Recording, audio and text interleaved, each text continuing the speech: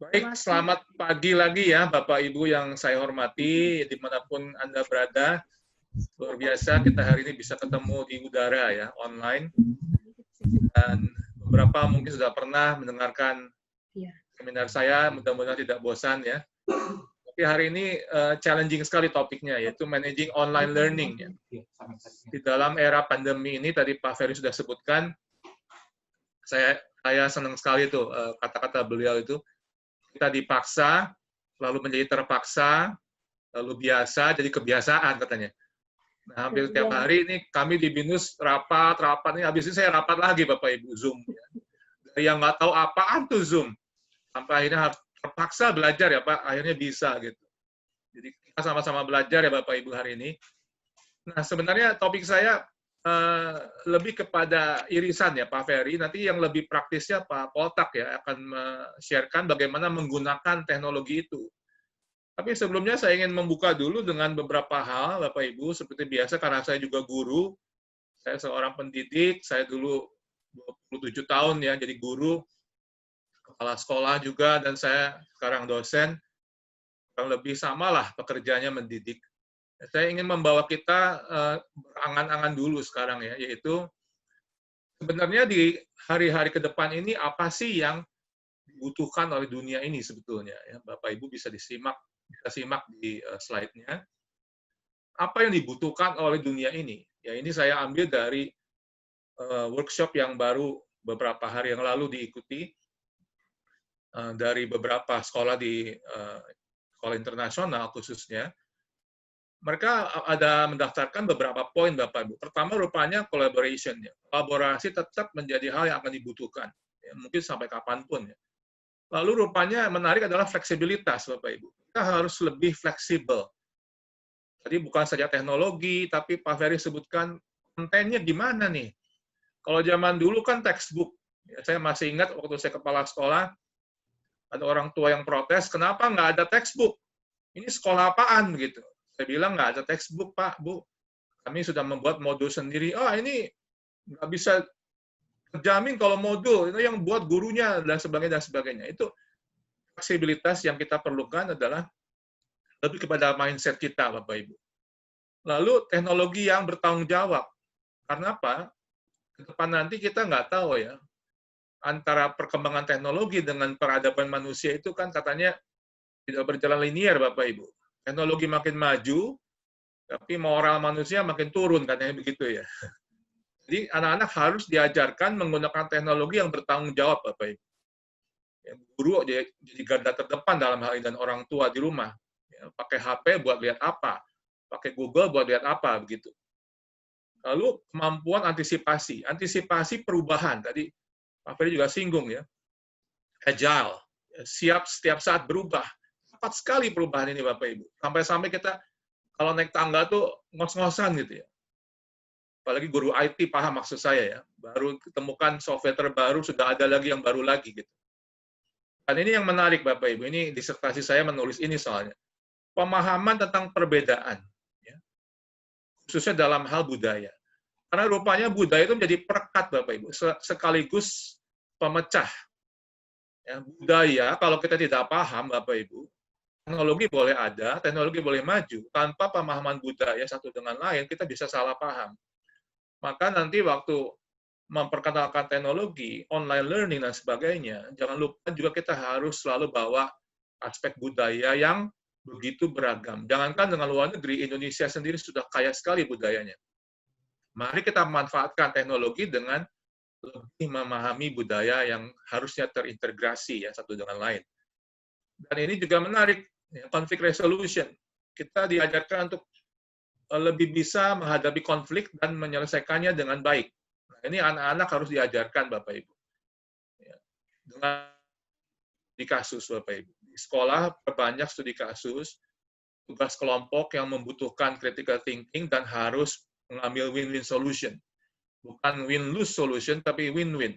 Bagaimana menghadapi konflik, ya, masa akan datang sangat amat dibutuhkan oleh anak-anak kita nanti, Bapak Ibu.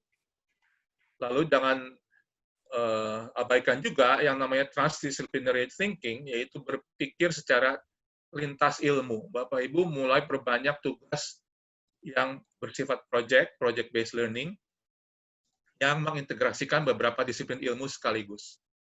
Tujuannya apa? Supaya anak-anak kita pahamnya utuh. Ya. Belajar kimia, fisika, biologi, bagaimana irisannya? Apa yang sama, apa yang beda?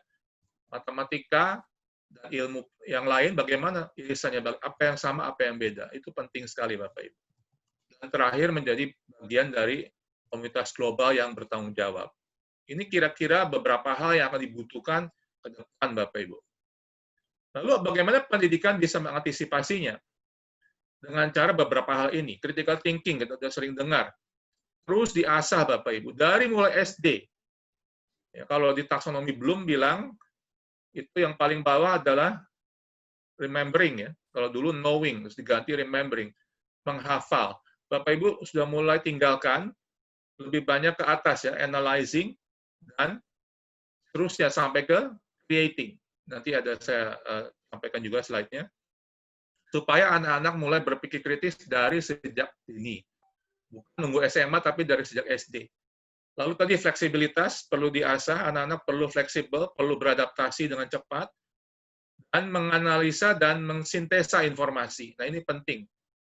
Dalam era IT ini, teknologi dan informasi begitu membanjir setiap hari, mereka harus diajarkan bagaimana menganalisa dan mensintesakannya.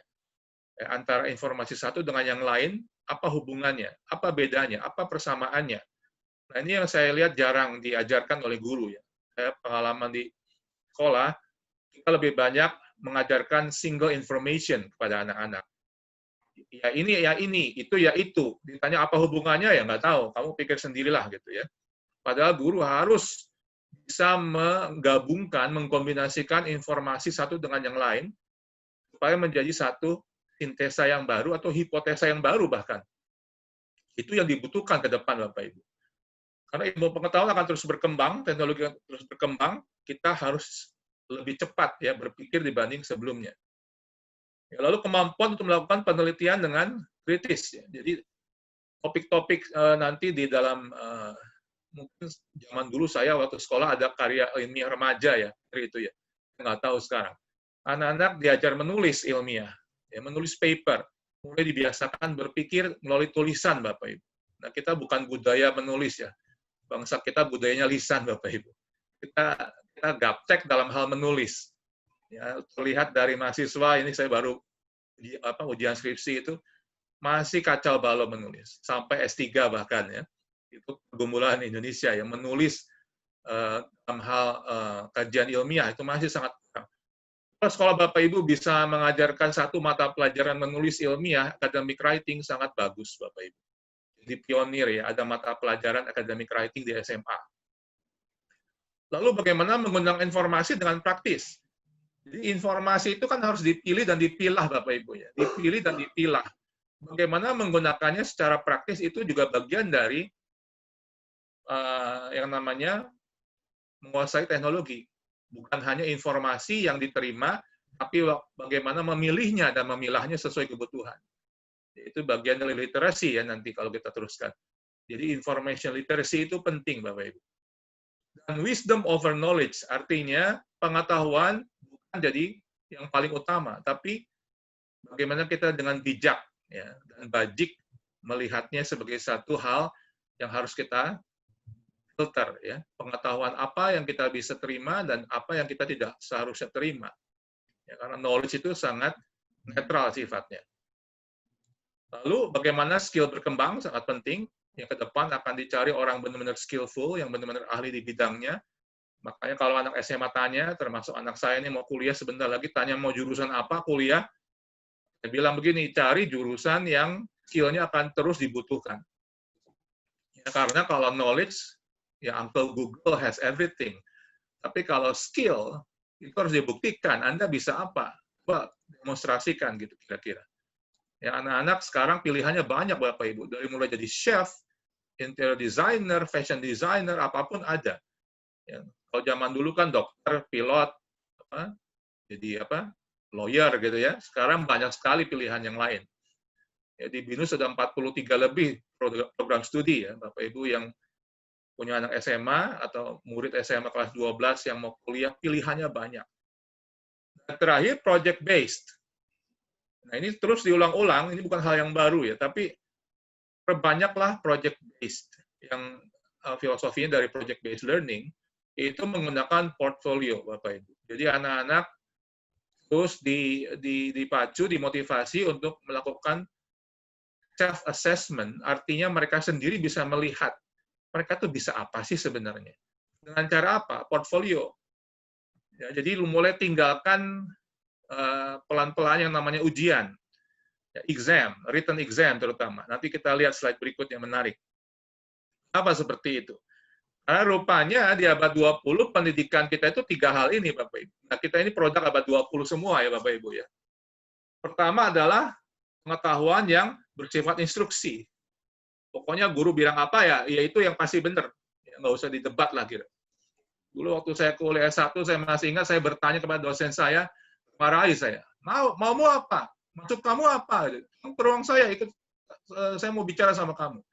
Tidak boleh didebat, dosen pasti benar, guru pasti benar. Itu abad 20.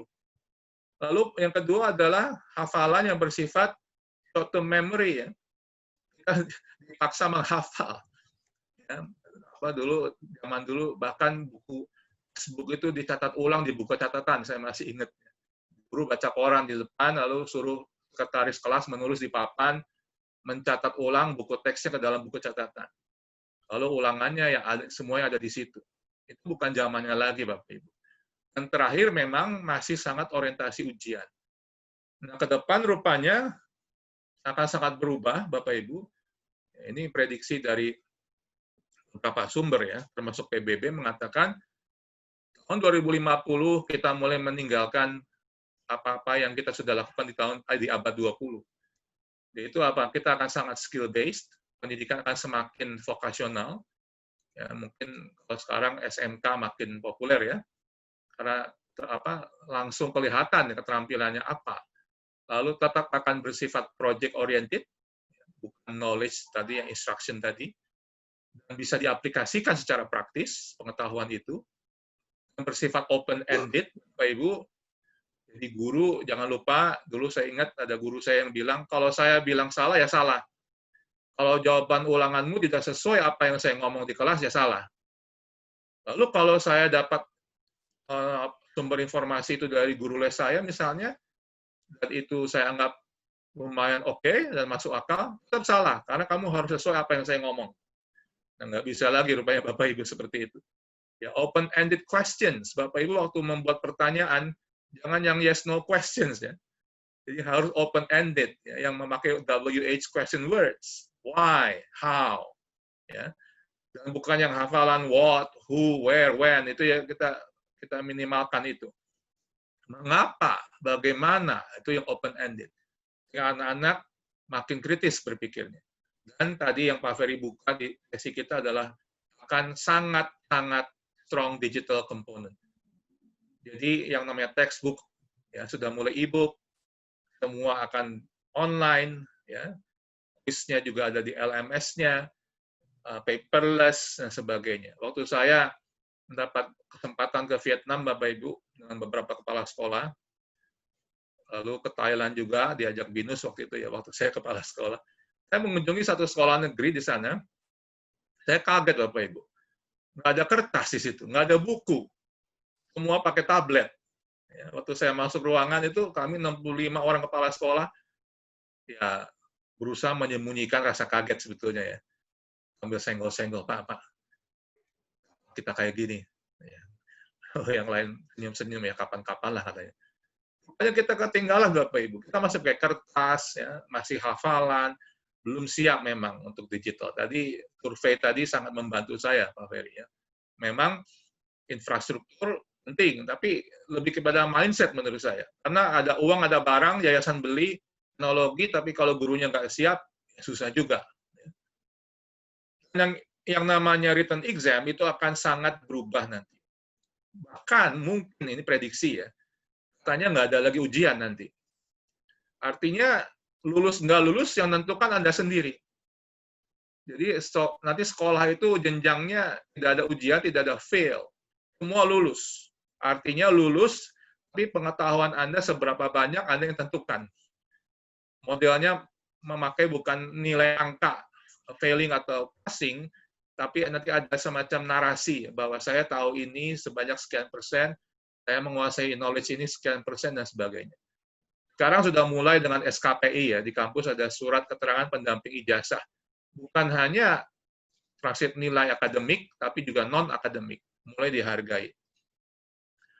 Nah, ini salah satu penyebab kenapa kita hari ini ketemu di seminar ini, Bapak Ibu, karena industri 4.0 ini, di mana semua akan berbau internet dan network. Semua akan yang manual diganti jadi digital, dan semua yang off-site jadi online, yang offline jadi online, dan yang ketemu face-to-face jadi seperti ini kita hari ini. Saya tidak akan semuanya bahas, Bapak Ibu, karena keterbatasan waktu, tapi saya mau highlight di diagram ini adalah yang pertama ya, foundational knowledge. Bapak Ibu, nanti menjadi bahan evaluasi kita semua hari ini. Bapak Ibu sudah kuat di mana nih kira-kira? Kalau saya mau bikin survei kayak Pak Ferry, nanti bisa juga sih ya setelah ini ya. Bapak Ibu kuat di mana? Digital ICT literacy-nya kah? Atau core content knowledge-nya kah? Ya. Atau cross-disciplinary knowledge-nya? Artinya, selama ini yang saya temukan di sekolah-sekolah, kita cenderung masih tradisional, yaitu core content knowledge yang kita utamakan. Ya, kelihatan dari jumlah jam pelajaran di sekolah, Bapak Ibu ya. Pasti kita lebih utamakan pelajaran yang inti, matematika, fisika, kimia, biologi, dan sebagainya. Apalagi ada macam dikotomi antara IPA IPS ya, masih ada sampai hari ini. Sekolah tertentu lebih utamakan yang science, padahal IPS juga science, ya, atau natural science atau social science. Kita kadang-kadang berat sebelah lihatnya. Lalu yang dua yang di kanan tadi, digital literacy dengan cross-disciplinary knowledge, ini kurang diperhatikan. Ya, malah cenderung diabaikan. Nah, saya kira pemerintah dengan K13 itu maksudnya begini, Bapak Ibu. Kenapa katanya di K13 pelajaran IT nggak ada lagi gitu. Dulu guru IT datang ke ruangan saya ya, waktu saya mimpin sekolah. Pak, gimana nasib kami? Nggak ada lagi pelajaran IT. Saya bilang, maunya pemerintah integrasikan IT ke dalam semua pelajaran. Jadi, tidak ada alasan guru bidang studi nggak ngerti IT. Maksud pemerintah gitu maunya. Selama ini kan yang bisa IT hanya guru IT ya. Kalau ada apa-apa, panggil guru IT. Gitu. Nah, maunya pemerintah semua guru harus ngerti teknologi. Nah, dipaksa tadi ya, dipaksa jadi terpaksa. Karena guru-guru belajar. Ya, belajar lagi Excel, belajar PowerPoint, dari sederhana seperti itu. Mari kita imbangkan ya Bapak Ibu, digital literacy dengan cross-disciplinary tadi, antar disiplin ilmu. Saya yakin di sekolah Bapak Ibu, karena tadi sekolah-sekolah ikut yang keren-keren hari ini ya, sudah dilakukan pasti. Cuman mungkin bobot atau presentasenya yang belum maksimal. Nah, silakan buat tracker, buat renstra ke depan, mana yang mau lebih diutamakan ya, antara tiga ini. Saya tidak mengatakan core content knowledge tidak penting, tapi itu menjadi bumerang nanti kalau kita melupakan yang dua yang di kiri kanan, karena itu yang menjadi tuntutan zaman di kemudian hari. Ya. Saya lewat yang ini. Nah, Bapak Ibu, sekarang kita masuk ke topik utama kita. Kenapa harus online? Salah satunya ini jawabannya, Bapak Ibu. Pemerintah sudah mulai memfasilitasi, bahkan sudah beberapa tahun yang lalu ya, lewat aplikasi pembelajaran online yang free alias gratis. Ini menjadi salah satu challenge buat para guru, terutama bagaimana sekarang bisa tetap mengajar di ruang kelas sekian jam dari pagi sampai sore, sementara di HP anak-anak sedia aplikasi yang free yang mereka nggak perlu datang ke sekolah, kira-kira begitu. Sehingga anak-anak sudah mulai bisa membandingkan sekarang. Ngapain aku ke sekolah? Aku bisa belajar sendiri kok. Ya, ada aplikasi ruang guru dan macam-macam itu ya. Sehingga mereka merasa, saya juga belajar di rumah. Kayak beberapa bulan ini anak saya online terus ya di depan komputer. Sampai saya bingung nih, laptopnya harus nambah di rumah. Kan anak saya 3. Satu pakai PC, satu pakai laptop, masih kurang satu lagi. Belum istri saya dan saya juga perlu laptop. Ya, kami berlima masa punya laptop 5 gitu. Nah, itu satu tantangan buat kita, Bapak Ibu. Nah, dengan adanya free facility seperti ini, kita guru ditantang untuk bisa menyediakan konten yang lebih baik, ya, baik waktu kita ngajar offline maupun online. Karena kan kalau teknologinya kan kita bisa dapat dengan free ya. Tapi kan tadi Pak Ferry bilang tantangannya kontennya. Kontennya menarik tidak? Ya, kalau kontennya nggak menarik, ya walaupun teknologinya canggih, itu mereka juga tidak belajar maksimal. Ya. Oke? Nah, kenapa harus online? Bapak Ibu, karena sederhana jawabannya. Informasi atau pengetahuan itu bisa didapat di mana saja, kapan saja. Jadi bukan hanya di ruangan kelas. Ya, selama ini kita berpikir anak-anak belajar hanya waktu di sekolah. Di jalan pun mereka belajar, Bapak Ibu. Ya. Di mobil, di kereta, dimanapun mereka belajar. Apalagi dengan smartphone, mereka bisa mengakses apa saja, ya, anytime, anywhere. Sehingga keberadaan online learning tidak bisa dihindari, Bapak Ibu. Yang namanya online, di mana ada Wi-Fi, ya, kita akses, kita connect, kita langsung bisa belajar sesuatu. Kira-kira begitu ya. Paradigma kita sudah mulai harus bergeser, sehingga guru tidak lagi di satu-satunya sumber pengetahuan. Ya. Selama ini kita merasa kita yang paling tahu. Ya, ternyata anak-anak udah tahu duluan, gitu.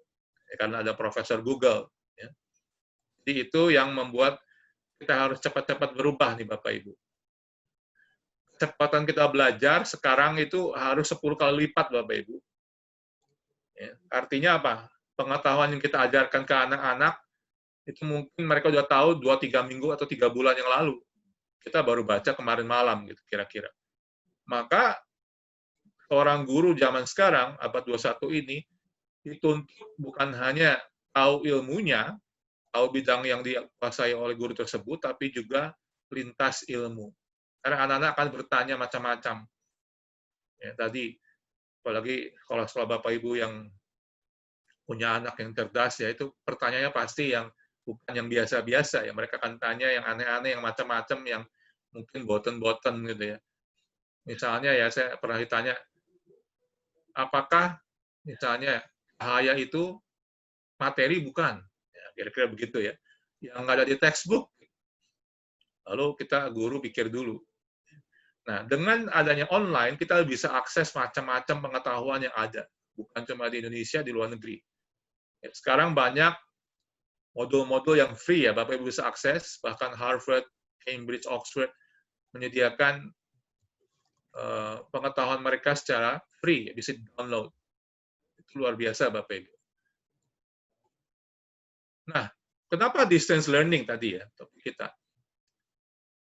Karena kita tahu bahwa selain trennya juga, bahwa ini akan menguasai kira-kira sampai 20-30 tahun yang ke depan, maka ada 3 bagian yang kita harus pahami sama-sama hari ini dalam bicara distance learning. Pertama adalah, apa sih yang membedakan antara distance learning, open learning, dengan online learning? Kira-kira begitu ya. Kalau distance learning itu ilmu pengetahuan yang kita sampaikan itu tersedia 24 jam, 7 hari seminggu, yang bisa diakses dari mana saja. Ya. Sehingga murid-murid yang bisa mengakses itu bisa orang dari mana saja. Tidak perlu datang ke tempat di mana dia harus belajar. Ya. Makanya banyak sekarang kampus-kampus di luar yang membuka online courses-nya secara online. Sehingga ilmu yang mereka pelajari di sana bisa kita nikmati di sini. Lalu ada yang namanya open learning. Ini lebih kepada pembelajaran yang bersifat terbuka. Kita di Indonesia mengenal universitas terbuka, UT itu ya. Itu juga pendidikan yang lebih kita kenal dengan PJJ, ya, pendidikan jarak jauh, yang memberikan kurikulum yang lebih fleksibel. Sehingga kita bisa belajar secara mandiri, tanpa perlu diawasi dosen, dan biasanya lebih bersifat 50-50. Ya. Artinya, ada offline-nya, ada online-nya. Nanti harus datang ke kampus, ujian duduk di kampus, ada juga harus bisa di rumah, presentasi, dan sebagainya. Nah, nanti itu kemudian disebut dengan blended learning, campuran antara offline dengan online. Nah, yang menarik, yang disebut dengan online atau e-learning atau virtual learning, itu adalah kombinasi face-to-face teaching with internet-based learning. Ini disebut dengan blended sebetulnya. Nah, yang mana yang lebih sesuai untuk kita, Bapak Ibu? Di sekolah Bapak Ibu, selama COVID ini bagaimana? Murni online, atau ada sekolah yang saya dengar 50% datang sekolah gitu ya, lalu 50%-nya di rumah, gantian gitu. Mana lebih efektif? Ya, Bapak Ibu mungkin bisa evaluasi juga ya. Saya dengar ini ke depan sampai akhir tahun akan terus online, ya, karena Kemendikbud nggak mau ambil risiko dulu katanya. Mungkin bahkan sampai akhir tahun ajaran 2020-2021 akan online. Ya, di BINUS kami sudah putuskan sampai akhir tahun, akhir semester ganjil ini, kita akan online, Bapak Ibu. Jadi dosennya ngajar dari mana saja, tapi kami sudah punya fasilitasnya lewat BINUS Maya, itu bisa diakses oleh mahasiswa dari mana saja. Oke, Bapak Ibu, ini semua yang kita hadapi hari ini, itu memang karena selain tadi Industrial Revolution 4.0, juga memang era ini adalah era disruptif. Itu suatu era di mana terjadi situasi pergerakannya begitu cepat. Dan hal-hal baru terjadi hampir setiap hari. Di dalam semua aspek, ya, dalam dunia usaha, pendidikan, transportasi, bahkan pendidikan itu sangat terasa ya. Sampai hari ini kita, tadi Pak Ferry bilang ya, kita nggak pernah mikir kok bisa seminar online dan banyak yang ikut. Mungkin dulu kita nggak pernah kepikiran ke situ. Ya. Kita selalu berpikir seminar yang harus datang. Gitu. Nah, tuntutannya adalah selain guru tadi menguasai teknologi, juga harus kuasai inovasi dan kreasi yang harus dimiliki oleh setiap sekolah. Artinya begini Bapak Ibu, sekolah dituntut untuk berinovasi, memikirkan apa yang boleh, tanda petik ya, dibagikan ke masyarakat luas, ke orang tua siswa, calon orang tua dan calon siswa, di sekolah masing-masing, apa yang menjadi kelebihan sekolah Bapak Ibu. Teknologinya ada, tapi kelebihan dari segi inovasi dan kreasinya apa yang membedakan sekolah Anda dengan sekolah lain. Karena ini yang hadir di sini ada banyak pimpinan sekolah dan yayasan. Sehingga tidak cukup hanya menjual teknologinya, Bapak Ibu. Apa yang menjadi kelebihan sekolah Bapak Ibu? Pikirkan baik-baik, sehingga itu Bapak Ibu nanti investasi ya, dari segi materinya tidak sia-sia. Bapak Ibu beli teknologi yang mahal, tapi ternyata tidak ada inovasi dan kreasi dari gurunya, sehingga tadi yang membosankan dan tidak mendapatkan respon yang positif dari masyarakat luas. Paradigma pembelajaran pasti berubah ya, karena era disrupsi ini. Ya, ini saya akan lewat karena Bapak Ibu sudah tahu banyak ya tentang ini. Apa yang membedakan dengan tadi ya, antara classroom-based instruction dengan e-learning? Bapak Ibu kalau lihat sepintas, ya kalau di kelas, ya pasti belajarnya seperti biasa ya, tradisional. Tapi kalau e-learning, online learning, Bapak Ibu bisa misalnya, yang kami lakukan selama di BINUS, dengan cara kita balik ya. Itu flip classroom teaching ya. Bapak Ibu bisa sampaikan dulu materinya sebelum ngajar, ya, bisa lewat apa saja ya, aplikasinya Google Classroom atau apapun. Minta mereka membaca dulu di rumah, lalu ketika Bapak Ibu online, dibahas apa yang sudah dibaca. Jauh lebih efektif dari segi waktu. Dibanding di kelas. Kalau di kelas, biasanya ya, yang selama ini saya hadapi, mahasiswa baru baca ya saat itu. Bahkan belum baca. Sehingga mereka waktu datang ke kelas, ya dengerin dosennya ngomong, waktunya terbuang. Tapi dengan online, Bapak Ibu bisa share-kan dulu materi yang mau diajarkan, berikan waktu mereka membaca, lalu kita datang online, langsung bahas, dan langsung membuat proyek sama-sama. Nah, perubahan paradigma seperti ini yang harus dimiliki oleh guru saat ini. Jadi kan guru itu biasanya senang menjelaskan ya. Kita paling senang menjelaskan sesuatu, ngajarin mereka gitu loh. Gini loh, gini. Nah, sekarang rupanya harus kita rubah paradigma itu. Kan mereka baca dulu, apa yang mereka kurang paham itu yang didiskusikan. Maka di sistem BINUS itu ada BINUS Maya, Bapak Ibu. Kalau Socrates ada, kalau nggak salah saya lihat ada mengembangkan itu ya, aplikasi juga mirip BINUS Maya ya, Sekolah Maya atau apa Ya, itu. betul Pak. Nah, Sekolahmaya.id. ya, itu bisa dimanfaatkan untuk banyak sekali hal-hal yang kita nggak bisa lakukan dengan cara offline. Tadi saya lihat ada survei yang mengatakan guru lebih banyak ngejar kurikulum gitu ya, kalau nggak salah tadi ya. Mengejar target, kira-kira gitu. Ya saya paham ya, dulu wakil kurikulum saya juga bilang, waduh Pak, ini kalau guru satu sudah sampai ulangan ketiga, guru kedua belum ulangan, tuh gimana Pak? Saya cuma jawab gini, nggak apa-apa. Loh kok nggak apa-apa Pak? Kan secara kurikulum nggak mencapai target. Secara kurikulum iya, tapi secara mental dan pengetahuan si murid, belum tentu yang belum ulangan lebih nggak ngerti dibanding sudah ulangan. Mari kita buat survei, saya bilang. Lalu kita buat survei. Ternyata guru tersebut bukannya malas, justru guru tersebut ingin muridnya paham betul apa yang diajarkan di kelas, nggak buru-buru kasih ulangan. Sementara guru yang satu, ya karena ngejar target, yang penting ulangan, ngerti nggak ngerti ya, kamu urusan sendiri lah, tanya guru les lah. Gitu. Akhirnya apa? Kelas yang diajar oleh si guru B, di akhir nilainya lebih baik dibanding guru A. Ya ini fakta-fakta di lapangan Bapak Ibu ya. Memang kekurangannya banyak ya yang di kelas itu. Ya, tadi kurang efektif, tinggi biaya, dan sebagainya. Teacher centered, masih guru yang ceramah dan sebagainya. Tetapi e-learning juga ada beberapa kekurangan Bapak Ibu ya. Pertama, butuh usaha lebih dalam mempersiapkan materi pembelajaran. Jadi jangan pikir Bapak Ibu kalau e-learning lebih santai. Justru harus lebih kerja keras gurunya, ya. Karena tadi konten itu penting. Ya. Teknologinya canggih, kontennya tidak canggih gitu. Maka guru-guru harus lebih banyak cari informasi, browsing, searching, tanya guru lain, ya, diskusi dengan sekolah lain, bagaimana persiapannya ini. Selama online 3 bulan ini banyak orang tua yang ngeluh ya sebetulnya ya. Saya kan karena orang tua juga kan. Kami punya WhatsApp group sama orang tua murid. Mereka ngeluhnya gini kira-kira Bapak Ibu. Atau ya di tempat Bapak Ibu sama nggak?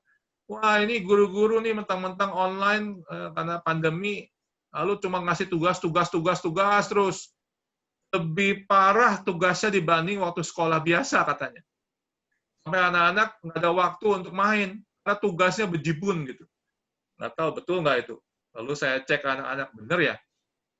Iya sih, cuman nggak semua guru gitu sih, ada yang enggak. Rupanya setelah diselidiki ya gurunya mungkin kekurangan materi gitu, kekurangan bahan atau mau ngasih apa ya usahlah yang paling gampang ngasih tugas.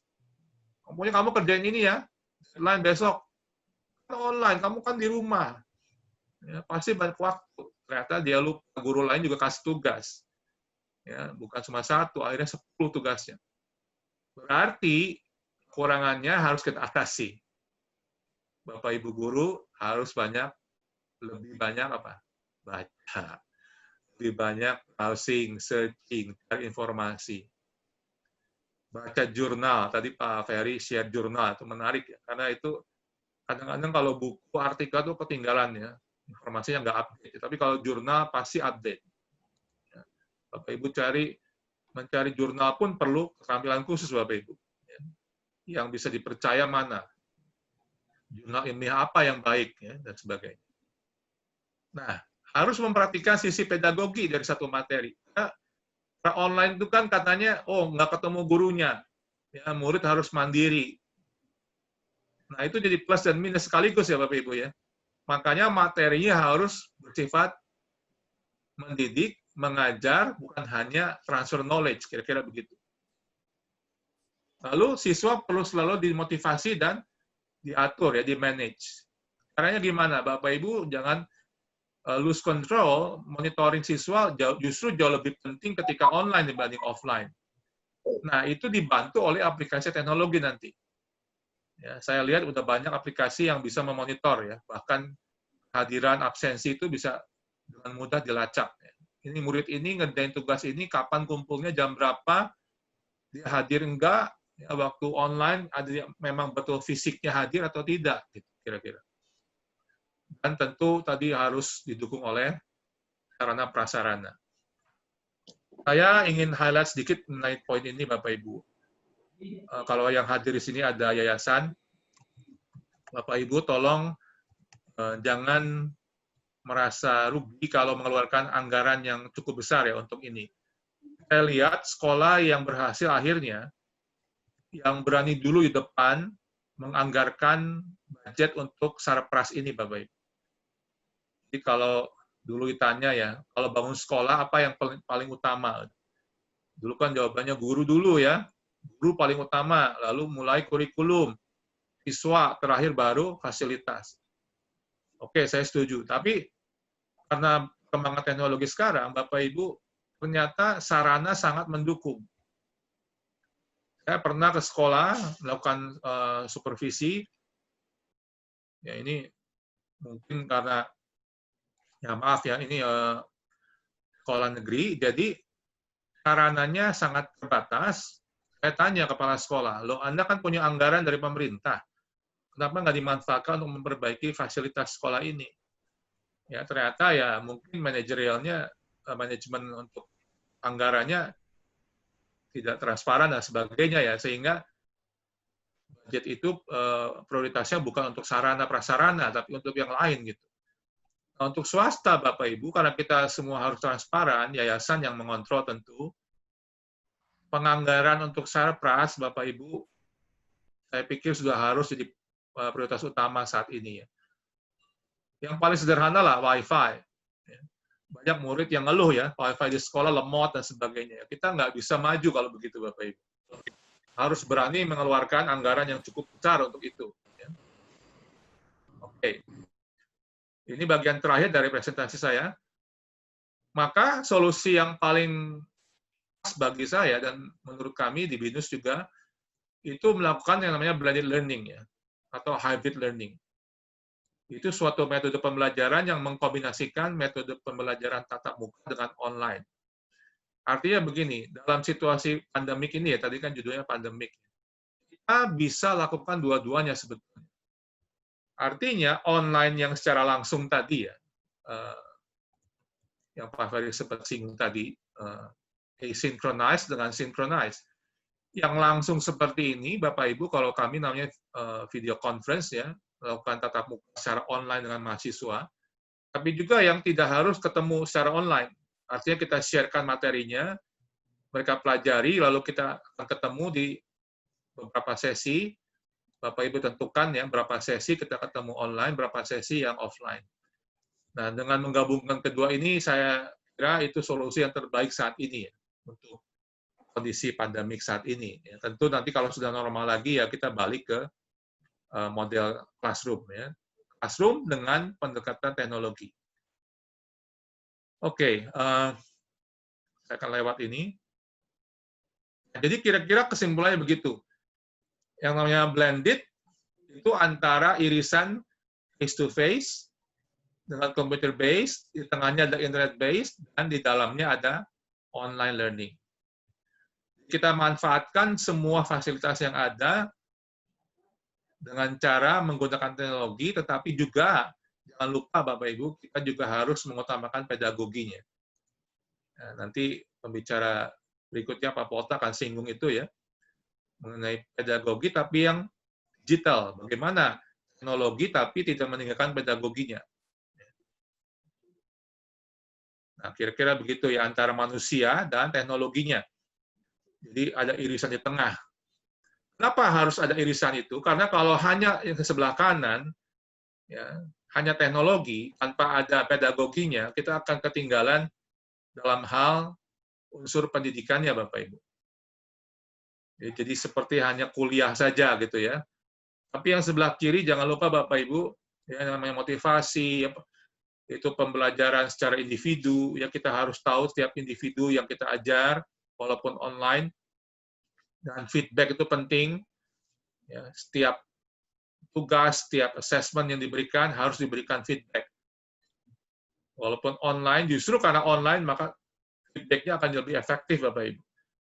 Mereka kumpul tugasnya, kita berikan feedback-nya, ya, bisa lebih cepat. Dan disiplin tentunya ya penting, walaupun online, itu harus dijaga, Bapak Ibu. Nah, yang kanan itu lebih kepada bagaimana teknologi menolong kita ya, absensi ya, bagaimana teknologi juga membuat kita lebih nyaman dan mereka bisa belajar sendiri dan mengurangi biaya ya tadi. Kalau dari Medan harus ke sini kan ongkosnya mahal.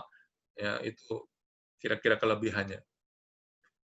Bisa dipakai apa saja ya, selain kuliah ya di sekolah bahkan di perusahaan ya, semua bisa mengaplikasikan blended learning ini. Saya kira itu. Nah, ini yang saya mau sampaikan tadi.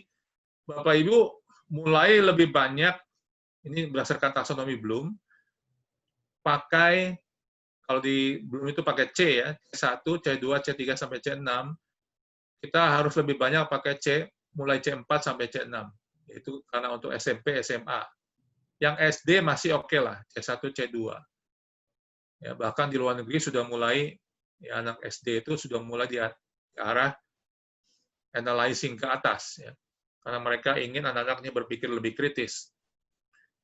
Bagaimana caranya dengan online tetap tidak mengabaikan ini? Bapak Ibu harus, tadi saya lagi ya, mempersiapkan konten pembelajaran dengan sungguh-sungguh. Nah, sekarang bagaimana caranya? Ini cepat saja.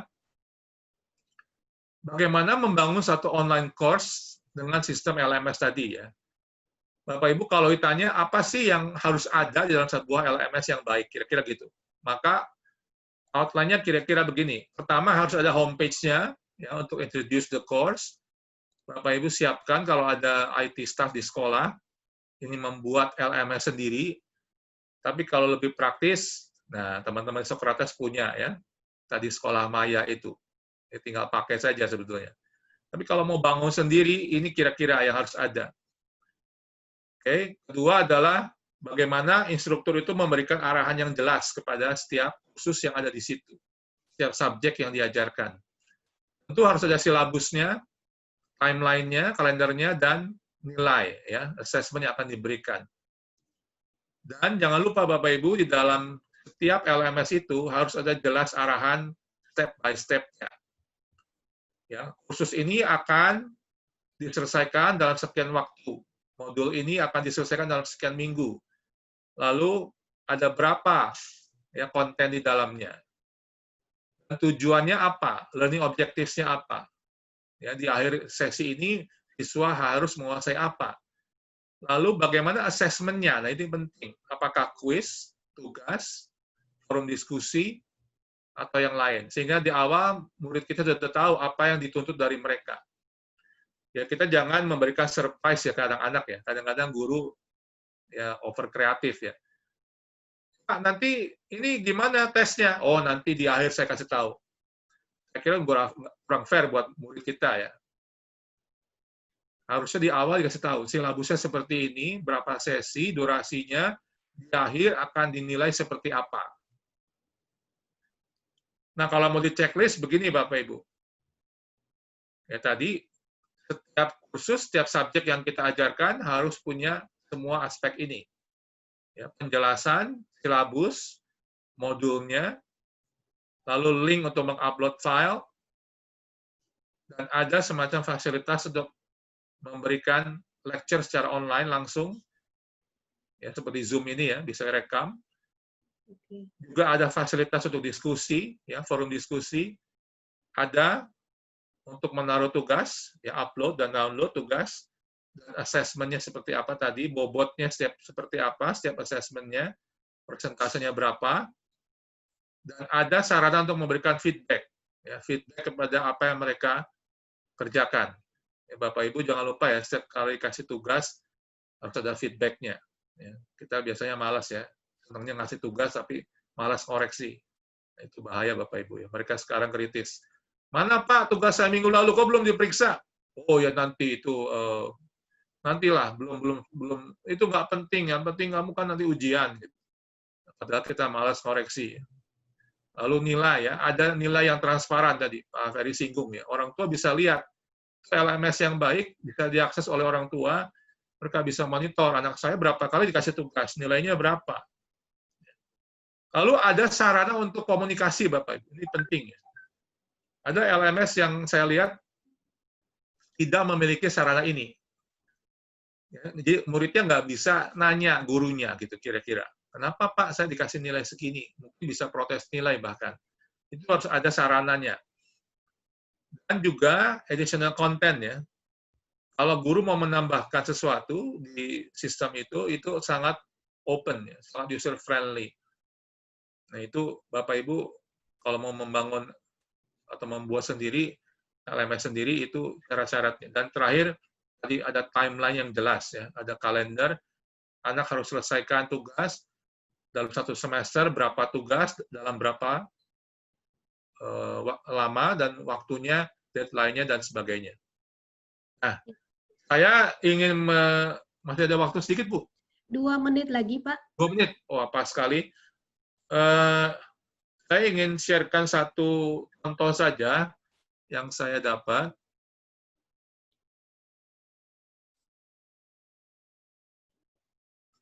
Bentar ya.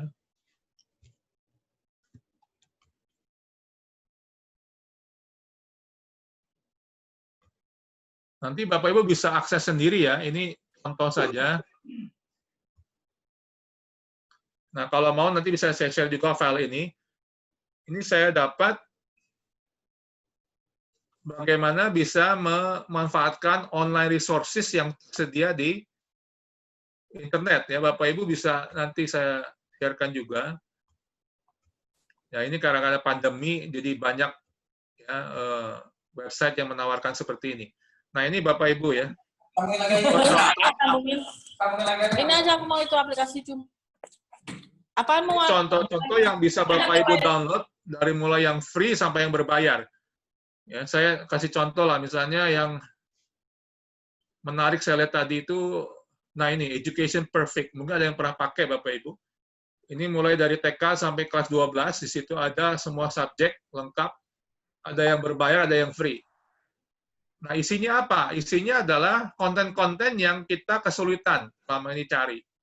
Ya, tentu kita harus modifikasi sendiri, Bapak Ibu. Ini hanya rujukan ya. Jadi dari konten-konten yang ada ini, Bapak Ibu bisa pakai untuk memperkaya pembelajaran online Bapak Ibu. Ya. Karena kalau kita buat sendiri juga kesulitan ya. Ini bisa jadi referensi. Banyak sekali nih, ada ratusan ya. Bapak Ibu bisa lihat semua itu, semua websitenya.